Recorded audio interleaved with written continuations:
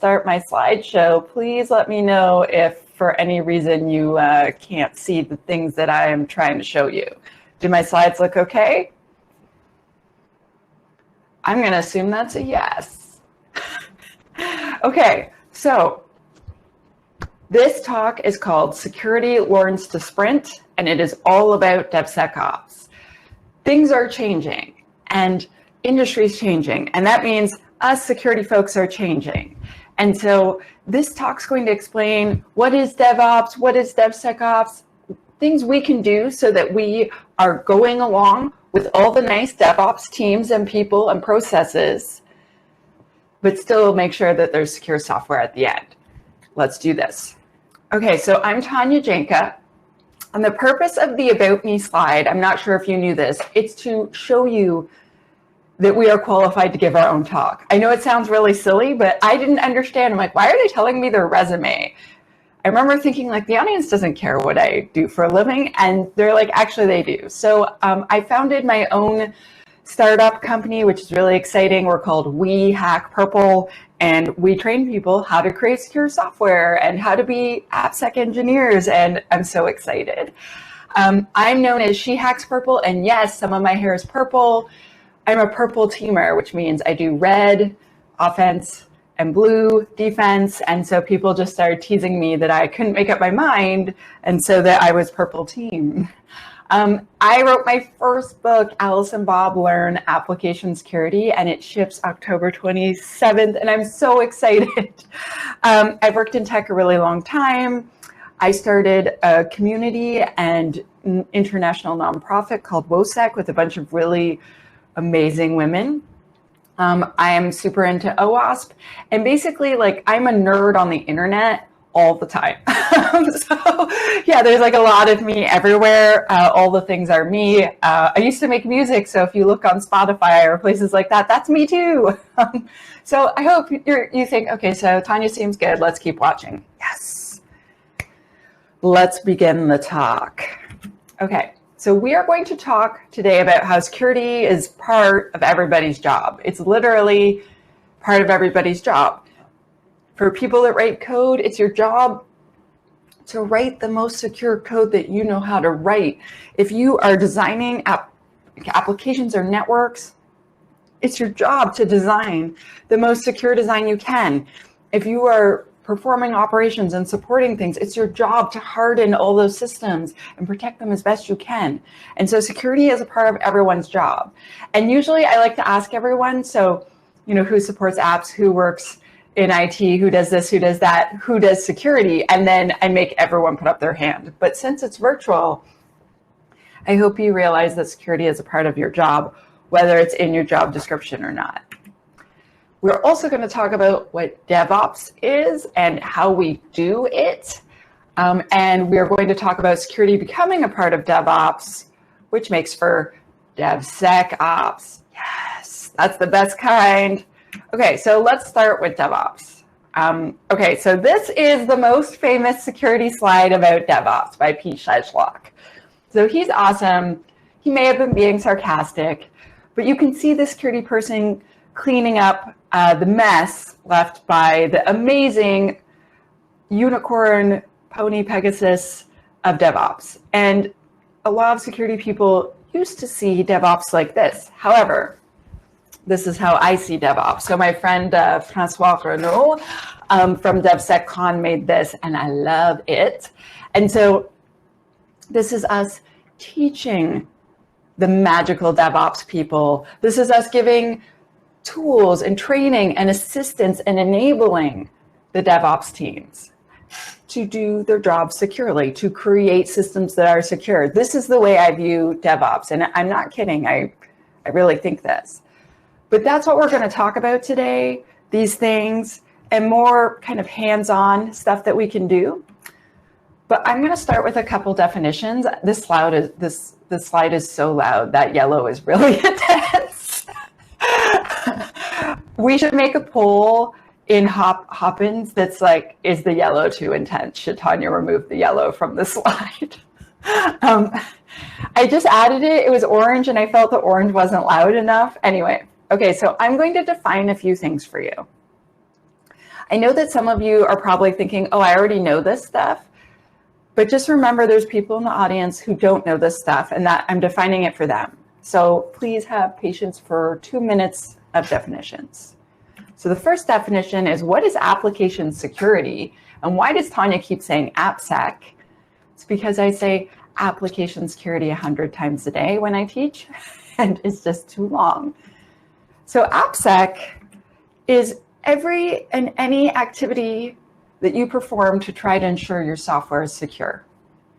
So that could mean, it could mean literally anything. It could be a formal program, so an application security program to turn your system development lifecycle into a secure system development lifecycle. It could be you hiring a penetration tester to come in and do some tests, or an expert to come and review your code and do a static code analysis of all of your stuff. Or it could be that one of your software developers heard a podcast and it turns out, one of the third-party frameworks that they're using has a problem in it, and they want to upgrade off of that version to make sure, that they're not insecure. And so they do that. You don't even have to have the security team involved to be fighting the good fight, which is to try to secure software. Application security is a problem. According to the Verizon breach report, it causes the most data breaches every year. I've only been checking this specifically since 2016, but they did a halfway through 2020 report, and unfortunately we won that honor of being first again. And if you look at this chart, point of sales is the second one, and point of sales is when people skim credit cards, and so that's a physical attack. But if you look at the rest of the online attacks, it's actually still, we're just winning by such a landslide. And I want us to lose this competition. I want us to not be the #1 cause. And I don't want that to be because other things get worse. I want it to be because we get better. Also, security is just, it's not being taught in schools. Like in universities, they might cover web app hacking a little bit, but it is very, very rare that they cover application security as a whole and that they teach it thoroughly. You couldn't imagine someone going to trade school and learning to become an electrician and having them just not teach them how to ensure what they're doing is safe, and just having houses burned down all the time and saying, well, it doesn't happen that often. Oh, well, because that's what we're doing in computer science and software engineering. And it's so not acceptable. This is actually why I wrote the book, because I'm trying to adopt it into a course for universities. So if you work at a university, please reach out, because I want this slide, I want to delete it because it's not true anymore. Okay, so security is outnumbered. You see her? That's me every place where I did AppSec full time. It's usually just me. There's like no team helping me, or maybe there's like 1 or 2 people and they are running an automated scanner. But I'm the person that actually knows all of the AppSec and doing everything. And look how lonely she looks in the data center, cold and alone. That's the closest photo I could get to like one of me. So DevSecOps. So there are approximately, they say in industry, 100 developers for every 10 operations people for every 1 security person. But that's every type of security. That's not AppSec. Usually I've worked and there's 200, 300, 400 developers and me. One place I worked, there were 4,000 developers and me. This was so hard because they all wanted help and they all needed help. Their requests were genuine. I had them writing me on LinkedIn and Twitter to try to talk to me because I just couldn't answer my emails. I would just like scroll off the screen constantly. And you can't work harder at that point. You just have to work smarter. And so my friend made this image for me because the waterfall method of developing software really stinks. It's good for physical things because you can't keep releasing new versions of a physical item. You can't release a new version of a building. But for software, waterfall didn't work well. And the accompanying image did not work well either. And I remember working somewhere and they had a very long release cycle and it's very stressed out. And I was calling waterfall water fail And my friend made me this image. He's like, look, it's dinosaurs all happy, frolicking in the waterfall. I'm like, no. Okay, so what is DevSecOps? That's what you're thinking. You're like, that's what I came to hear, Tanya. Okay, so I asked this question to my friend Imran Mohammed, and he is the founder of Practical DevSecOps. And they might be my company's competitors, but we're besties and I don't care. He's awesome. And so he told me, he's like, it's what we've always done, Tanya. We keep doing AppSec, but we work in a DevOps environment. So we just change the way we do our jobs.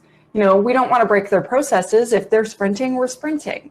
If they're using a pipeline, we want some time in that pipeline. He's like, we still have the same goals, we just get to them in a different way.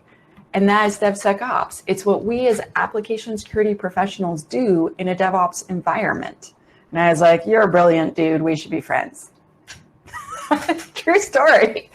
Okay, so the 3 ways of DevOps. So again, you might know this, but a bunch of the audience doesn't know, and that's why I'm telling them.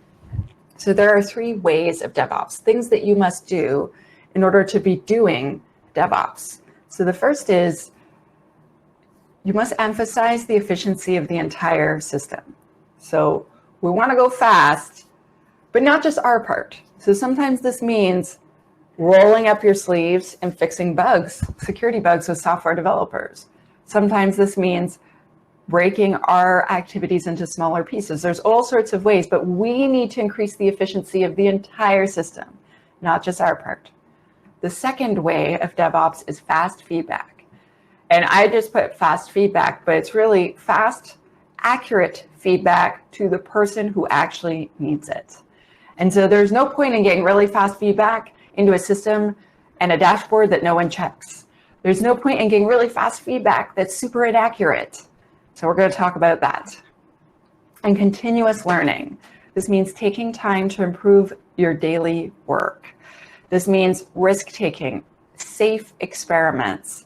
It means exerting effort to make sure that our security results are better, faster, more amazing, and learning new things.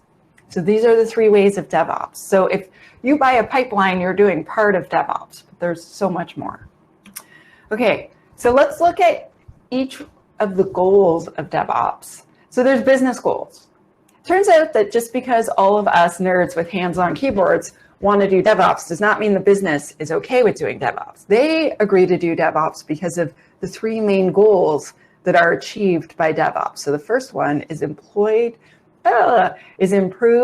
deployment frequency.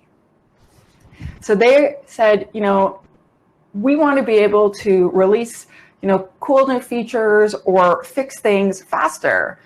And so when I saw this, I thought, oh, so you can fix my emergency security right now? This is awesome. So I liked this when I heard it.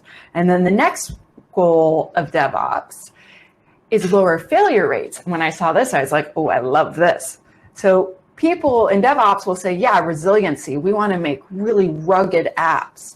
And I love that because of this, the CIA triad: confidentiality, integrity, and availability. That's right, folks. The DevOps people love one of the CIA triad just like we do. And so when we look at this and they talk about resiliency, what I see is the A in the CIA. It means my apps are always available. So that means that they are working really hard. One of their main goals is to serve one of my main goals. So I think DevOps is awesome. And the last main goal that DevOps teams have is faster time to market. And I know that some security people might think, how does that relate to us? We don't have jobs if we're out of business. I have worked with many security folk where they forget it's our job to enable everyone else in the business to do their jobs securely. And it is my firm belief that the security team cannot win if the business is not also winning. I mean, if there's a bad marketing campaign that flops, obviously that's not our fault. However, we're not winning if the business is not also winning. And so faster time to market is a giant win, and faster time to market with a really secure product is fantastic. And so I love DevOps. I think DevOps is awesome. And So I'm quoting myself again because no one else would say this for me, so I had to quote myself. So DevOps is the best thing to happen to application security since OWASP. And since I'm an OWASP project leader and chapter leader, clearly I love this community. And so that is the biggest compliment I could possibly pay to anyone in the application security field. And so I think DevOps is awesome. And I hope that by the end of this talk, you do too. Okay. So now I want to go over the 3 ways again. Yes, that's right. It turns out if you are going to learn something that's brand new and abstract and complex, that you need to repeat it 3 times. So this is time number 2. So the 3 ways of DevOps are: emphasize the speed of the entire system, not just your part. Fast feedback that is accurate and gets to the right person or people. And continuous learning, experimentation, taking time to improve your daily work. So let's figure out for the rest of the talk, actionable items that we can do that supports each of the 3 ways. Yes, that is literally what the rest of the talk is about, except for the last 2 minutes where I'm just going to give you a whole bunch of resources.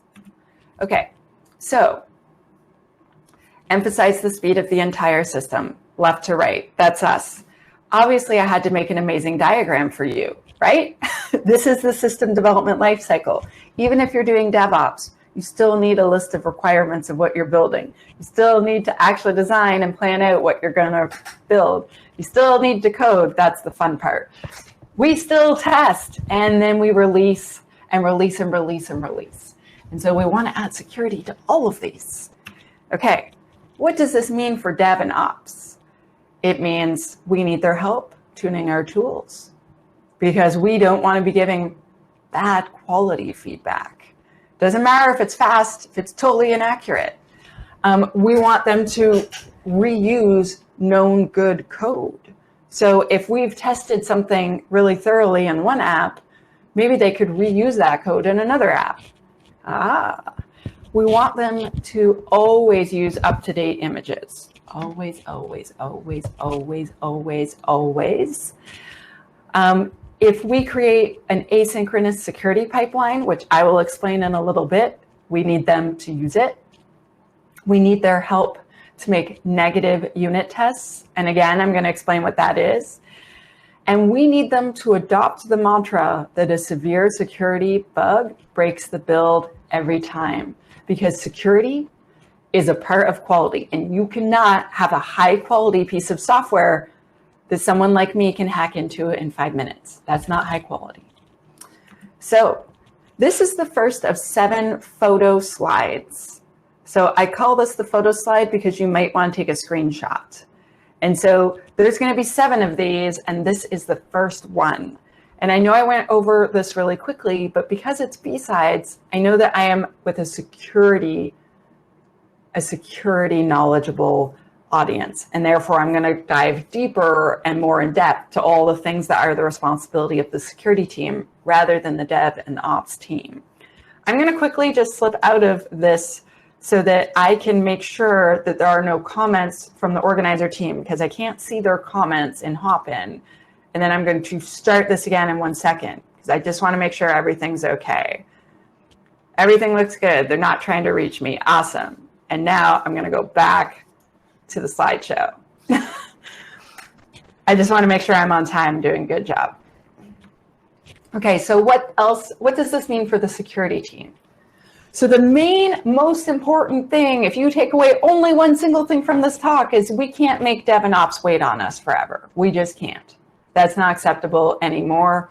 We cannot be the threat to availability. So no more us being the bottleneck. So we need to make processes that actually work. And if we keep doing things and we keep doing things and we are the bottleneck, either we need more staff or we need to do things a different way. And it is so important. It is so important that we adjust our mindset.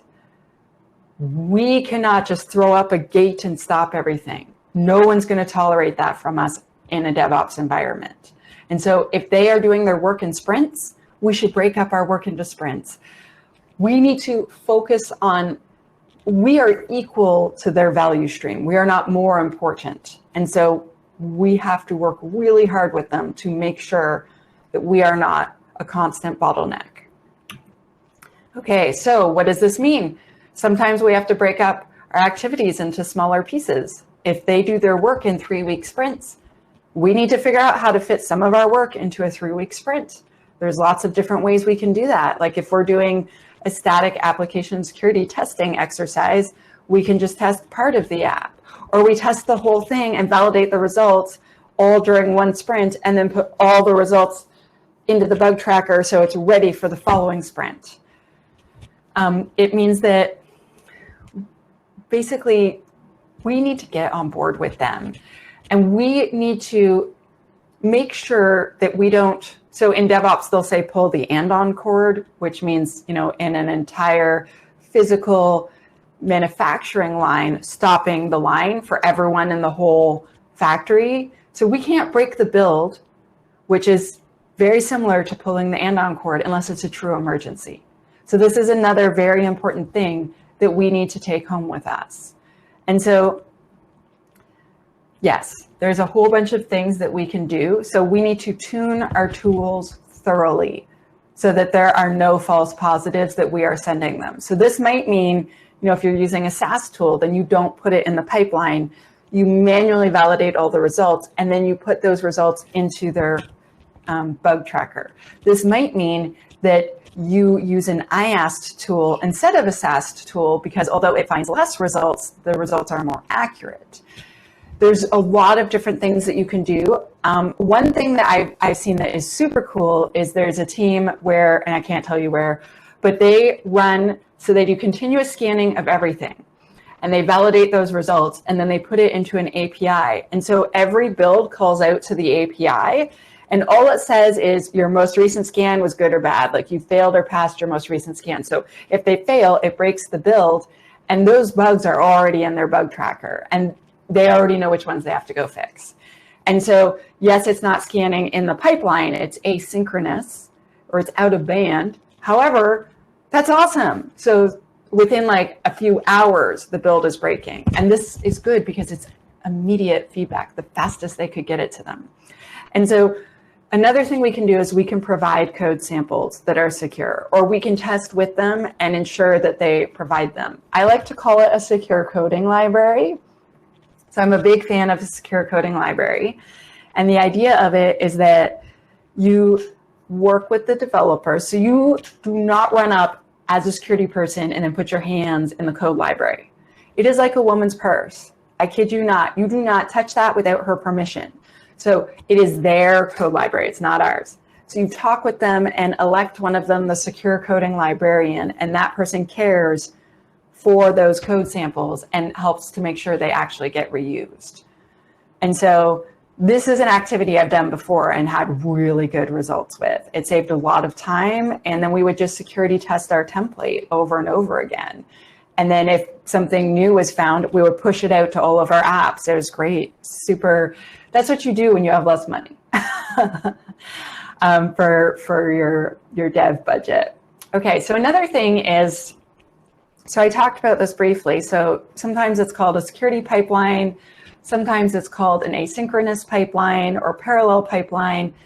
But when we in DevOps talk about the pipeline or a pipeline, almost everyone is actually meaning to say a release pipeline. So it releases to the dev environment, the QA, the UAT staging, and then it releases to the prod environment. However, you don't have to release to prod. And you don't have to have one pipeline. So you can actually, I remember doing a demo once and I had 4 pipelines that would all run at the same time, because obviously, who doesn't want more of a good thing? And so one of them would create all the infrastructure, and the other one was putting stuff on, and then one was just like torturing it with tests.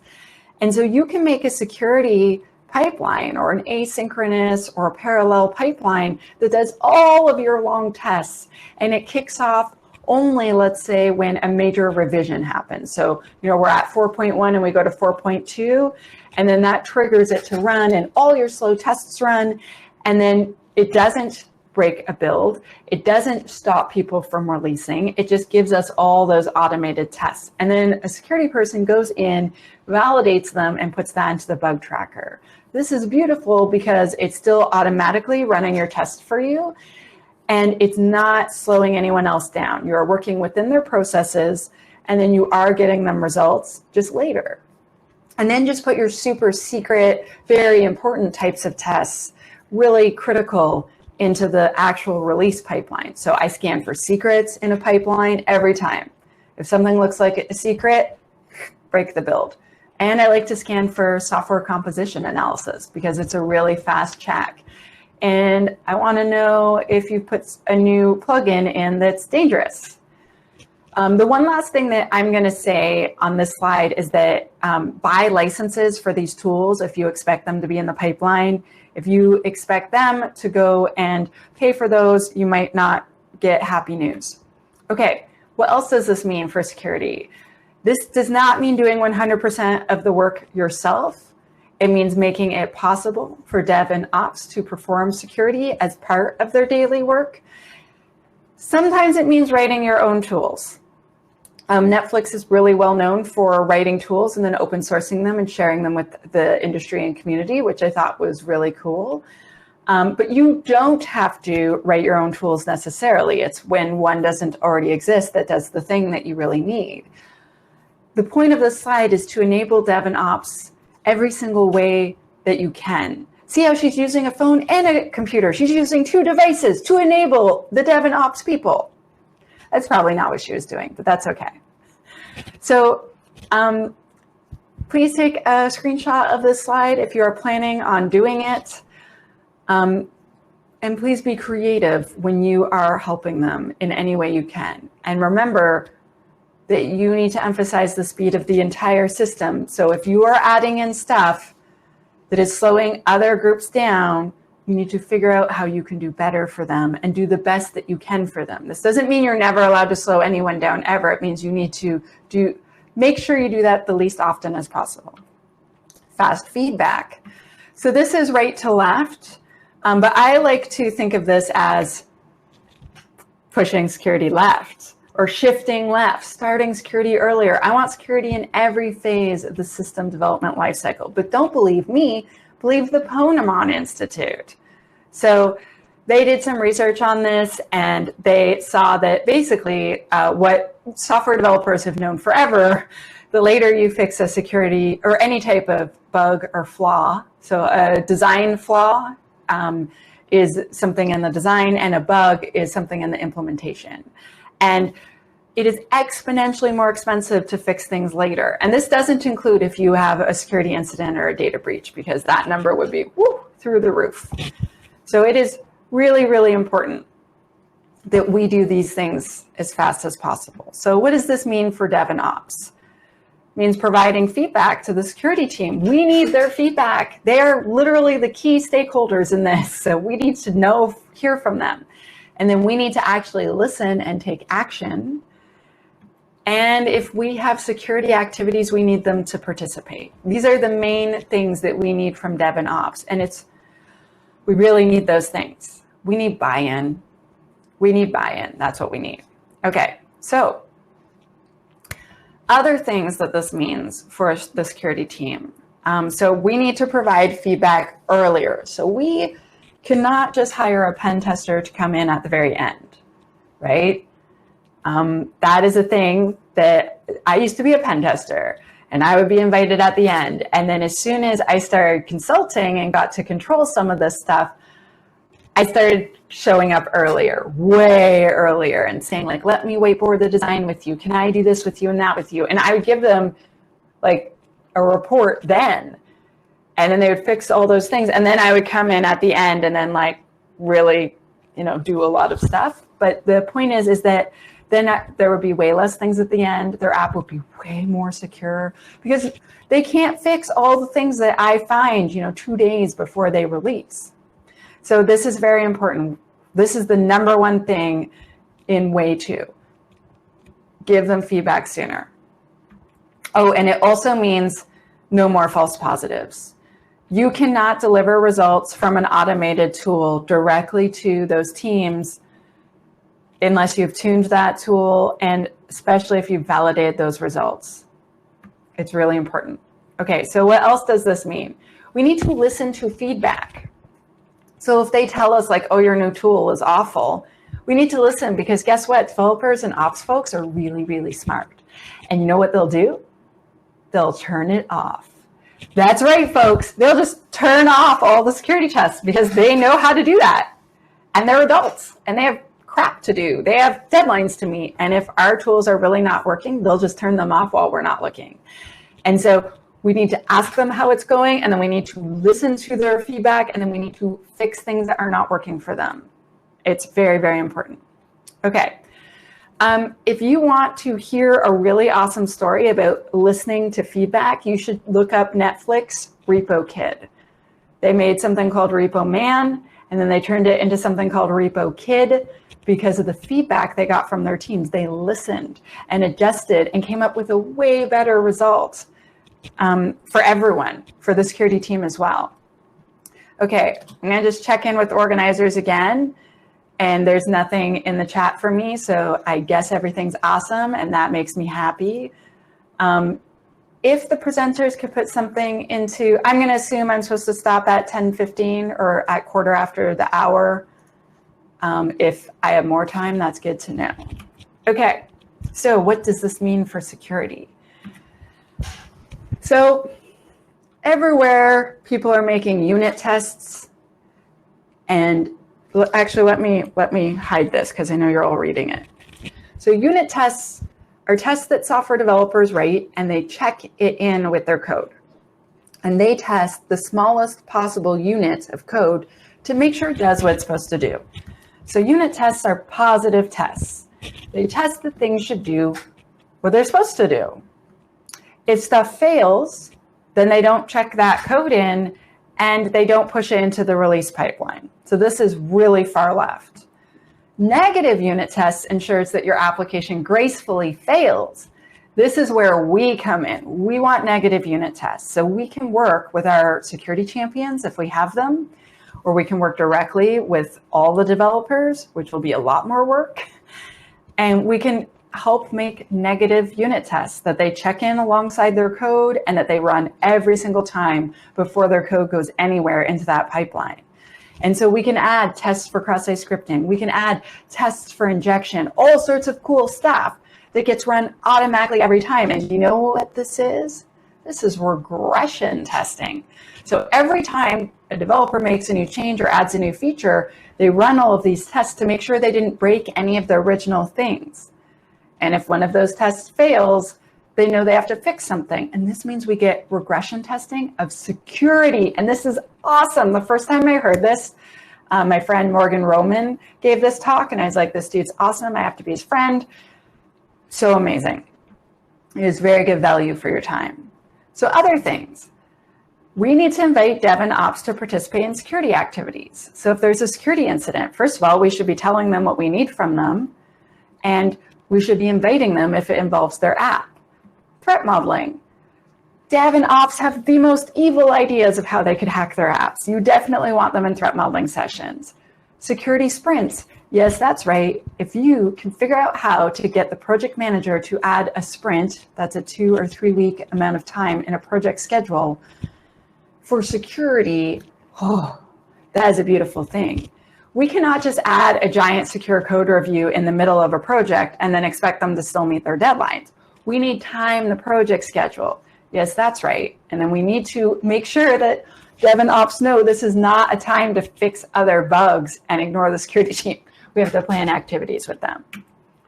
Okay, so another thing this means is, so I am obsessed with metrics and data. I always want to be the best, and you need to measure in order to know that you're on the right track and improve yourself. And how can I be the best if I'm not measuring, right? And so I like to put all of my results into some sort of vulnerability management system. So there's a free one from OWASP that is open source called Defect Dojo, but then there's also paid ones. So there's one from the Denim Group, and it's called ThreadFix. And then there's, I believe White Source just started creating one. I haven't seen it yet, but I know their other software is awesome, so it's probably also awesome. But the point is to put all of this information from all of your tools into the same place and look for patterns, look for like trends. You can definitely do better if you can actually measure where you're at.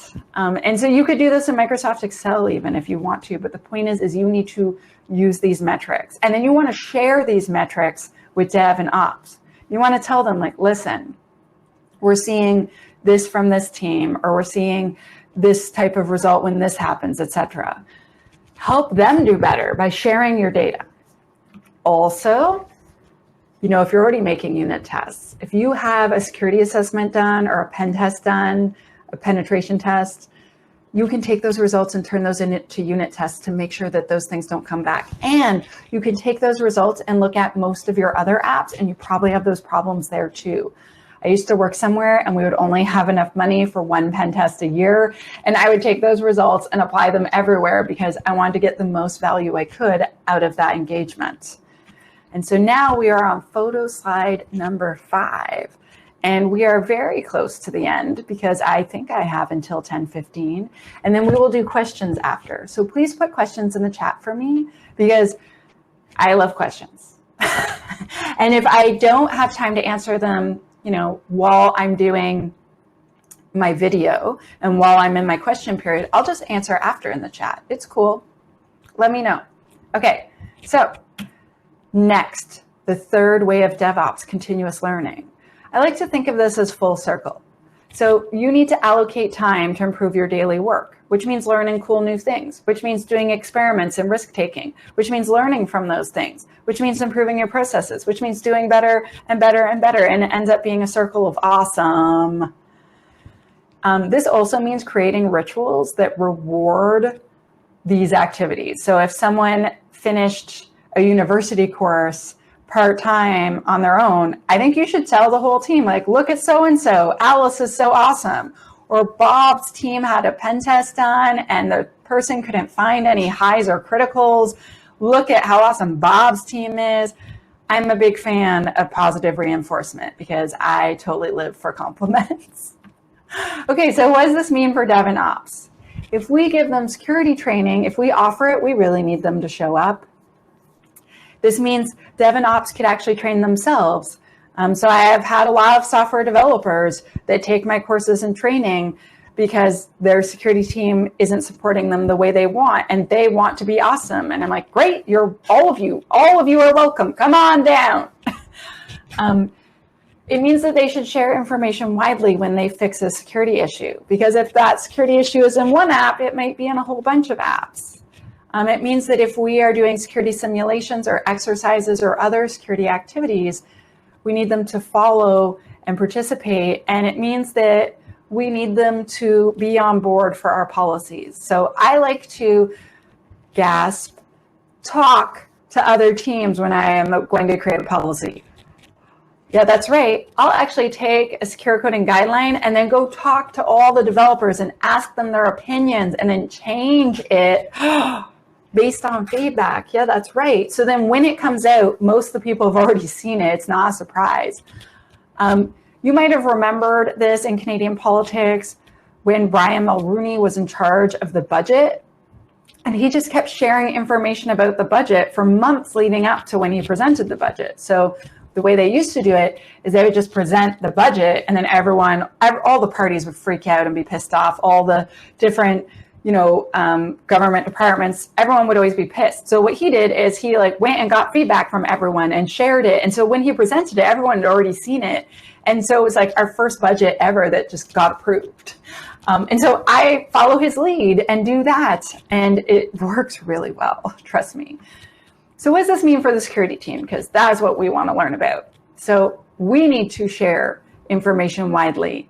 If there is a serious security incident, once it is cleaned up, if you have a lunch and learn and tell everyone what happened, you better believe it, you're going to get a bunch of software developers and operations people on board with you. I did that somewhere where I used to work. My manager shared all the information and I was dead set against it. I was like, we can't show our dirty laundry. They'll know we're not perfect. That's bad. But I was wrong. And he was right. And it was such a great idea. And it got everyone on board. Also, I believe that we should share our data. So I don't mean that we should share, a recipe of how to hack us. but I think we should share, we have lots of problems with cross-site scripting, or it would appear that we have an organizational-wide allergy to security headers and we need to talk, because it helps when you share information that you can share. And security is so good at keeping secrets and keeping things confidential. We forget when we're supposed to share information, and our industry is really not awesome at that. And so please try to remember to share information that can help other teams. It also means, so I used to work at Elections Canada, and I was the CISO for the first time that we elected Trudeau. And so that was in 2015. That was a lot of work. We weren't in the newspaper for security problems, and that's all I can really tell you, but obviously, that's pretty awesome. And so the Elections Canada, for 100 years, they run a fake election before every real election. So they'll build out a returning office, they build the network, they install the apps, they have people pretend to vote, and then we do this for a day. And we throw security incidents in and all sorts of problems, and we test out all of our processes. Yeah, that's right. And you can find all sorts of interesting flaws. And so we do that like 6-8 months before the election, and then we fix everything. And so then when the actual election happens, you might notice that things tend to go well compared to a lot of other countries. And that's because we practiced for well, I was going to say the big day, but now there's many days when you can vote because they figured out that's what Canadians want. And so running a simulation is amazing. And I used to work, for the government for a very long time. They also run exercises, security exercises. So that is a few days where they have us manage incidents and practice, and they're so creative. It is super fun. If you can ever get invited, you should go. And they have fake news casts, like this happened to this and blah, blah, and oh no. And they let you come up with threats. They let you come up with defenses. It's so fun. And so I learned so much. And so security exercises and simulations, those are a great way for you to find out your problems and fix them before the real thing happens. And then I actually had a security incident once that we solved in 14 minutes. And that was because of training. I was so impressed with my team. I went up and I briefed the executives, wrote them the media note, and came back down in 14 minutes. And I just walked around and just high-fived them and told them, you are the most amazing team I've ever worked with, because that is fast. Wow. Okay, so here's the photo. Please take a photo slide. One of the things of experimentation that is a story I don't have time to tell, but Netflix made another open source tool called Chaos Monkey, where essentially it was an experiment, and gosh darn, it worked. And if you look in your favorite search engine for that story, it's really good.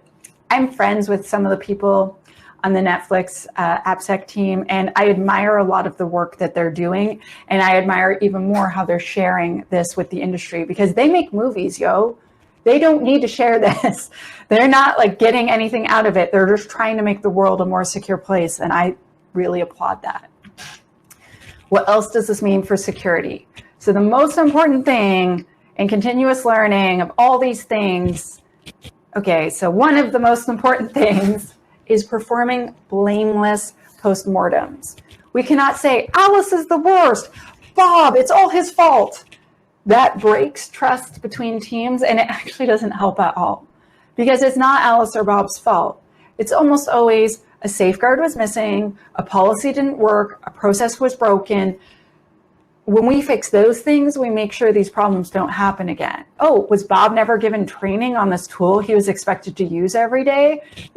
Maybe it was that.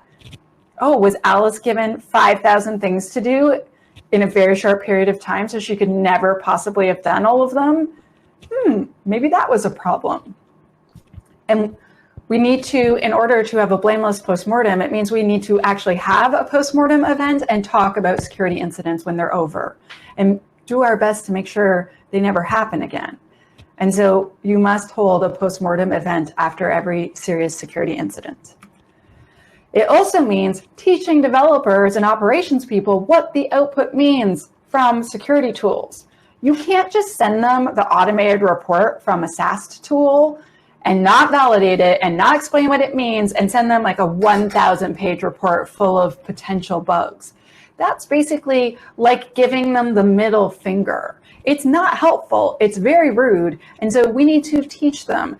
We need to also put all this information in a knowledge base to make sure that everyone has access to it. I'm a huge fan of knowledge bases. And of course, obviously, I have a story about that, but I don't have time. I'm also a fan of creating lessons about different opportunities. So you can give the lessons at lunch. You can write a white paper if you really feel like it. White papers are hard to write, as an FYI. You can create, hire someone come in to do formal training. You can have job shadowing. But the first time I gave a presentation, I was totally scared. I was very, very nervous.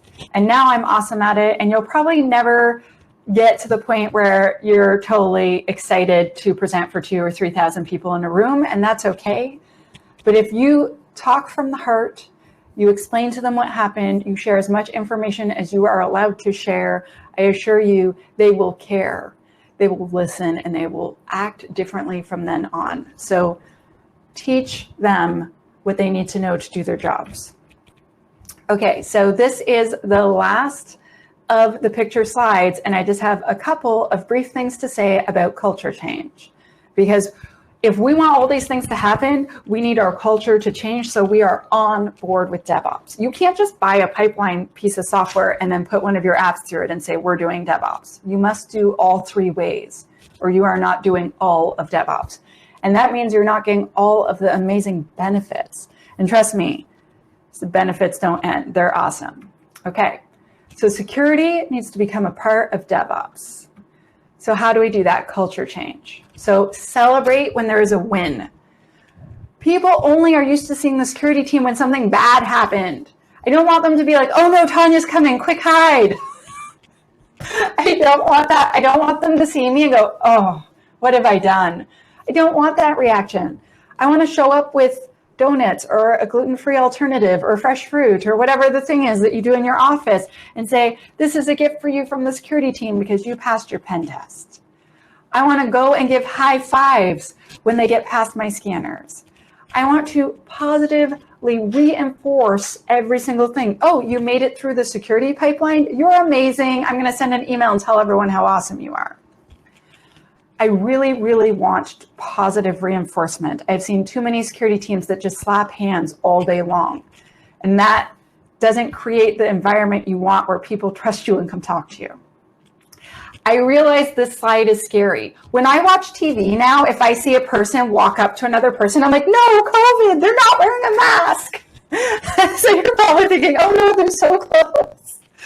But we really need to work more closely with Dev and Ops. And by this, I mean virtually, because safety first, but we need to spend time with them. Like show up to their meetings sometimes, show them support, help them. If they're going to whiteboard a design, join them, right? If you can become their friend, but at least become their acquaintance. It's really important they know your name. If they don't know your name, if none of the developers know your name and you work in AppSec, you're doing something wrong. No more blaming. Yeah, that's right. I'm saying this twice because it's important. And I actually made this mistake really badly once, and it took me months to recover from it. I even raised my voice a little, which I never do, and gave someone holy hell, and it was not cool. It took a long time to rebuild that relationship and that trust. I am a huge fan of security champions. If you do not have a security champion program, you should totally consider one. They are essentially the most awesome humans on each of the teams, and they champion your cause of security, and you teach them and you enable them, you give them tools, you buy them cool books, so many things, and they help you get your mandate done. So I have a call to action now, and then I'm going to give you the resources, and I guess I'm going to go 1 or 2 minutes over time, and I hope that's okay. They can interrupt me if it's not, but I want to do a call to action to you who's watching. So you right there. If you see me, you're probably like, oh, she's not, I'm talking to you. I want to give you a call to action, and I'm very serious about this. It is security's job to enable Dev and Ops to do their jobs securely. And so I want to raise your right hand. I'm not kidding, right?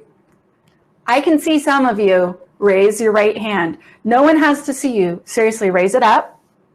I'm waiting for that last guy. Okay. It is my job, repeat after me. It is my job to enable dev and ops to do their jobs securely. Thank you. I read a study that if you make people promise to do something, they're 80% more likely to do it. So I'm hoping that 99% of you adopt this as a model.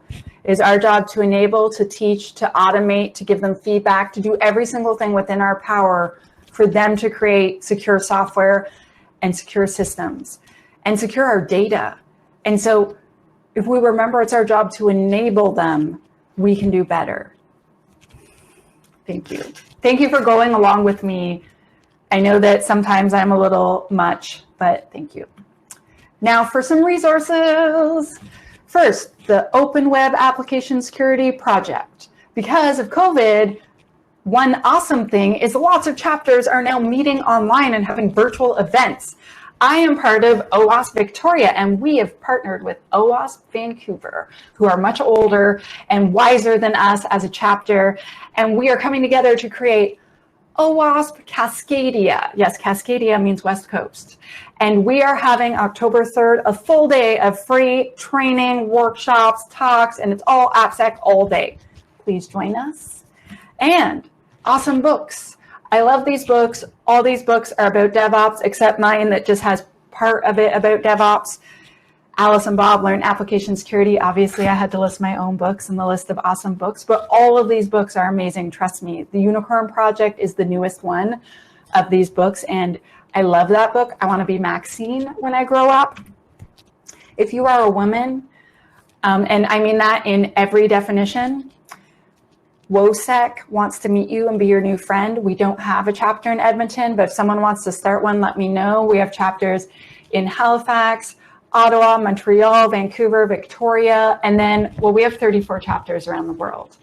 But if you want to make lots of new friends, we are holding meetups online. This Saturday, my meetup is hanging out online, and we do this every month. And if you want to meet cool women that work in your field, we would love to meet you. Every Monday for years now has been Cyber Mentoring Monday. If you have worked in InfoSec for 2 or more years, I deem you qualified to be a professional mentor. If you want to learn more about a topic or switch fields or, branch out into something new, I suggest you get a professional mentor. I feel blessed to have the professional mentors that I have had throughout my career and that I have right now. And in turn, I mentor several other people. This is how we make our industry more awesome. This is how we bridge the resource gap. This is how we let new people know this is the industry for them. We welcome them. So please check out this hashtag on Twitter every Monday. It might seem like it's quiet sometimes, but that's because it's like an iceberg. Most of it is actually in direct messages. So answer someone. You'll make their whole year. Trust me. And resources, me. I am on the internet. I now actually have my own little silly web page.